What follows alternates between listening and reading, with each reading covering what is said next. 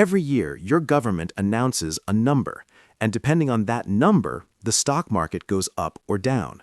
Politicians get re-elected or voted out. Central banks raise interest rates or cut them. Trillions of dollars move.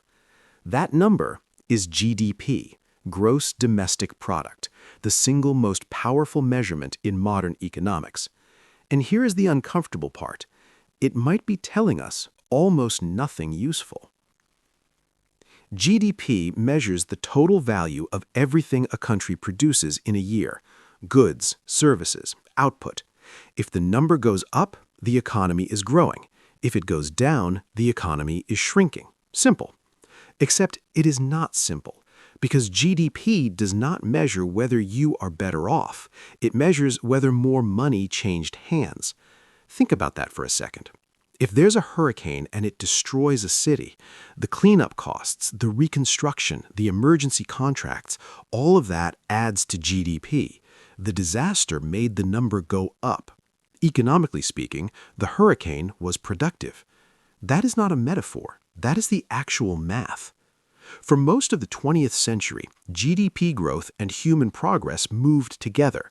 When the economy grew, wages rose, poverty fell, life expectancy climbed. The number meant something real. But somewhere around the 1970s, the relationship started to crack.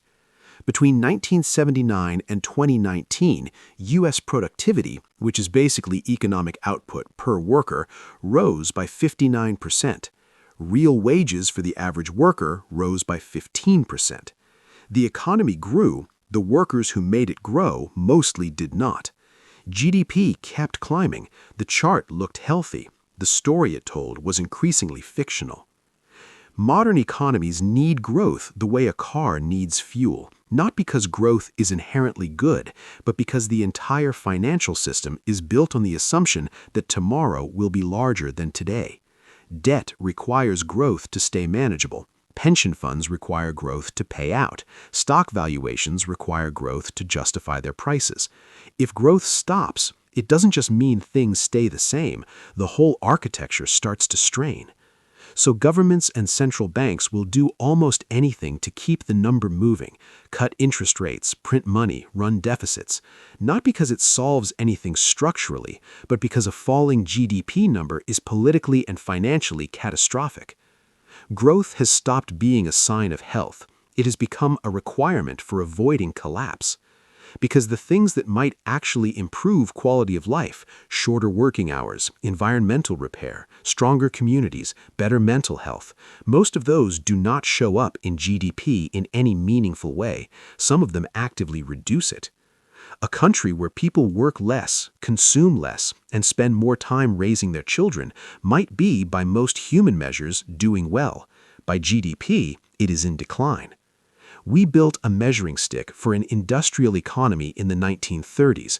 We are still using it to navigate a completely different world. And every quarter, with complete seriousness, we watch analysts debate whether that number came in at 2.1 or 2.4%, as if the decimal point contains the truth about how 330 million people are actually living.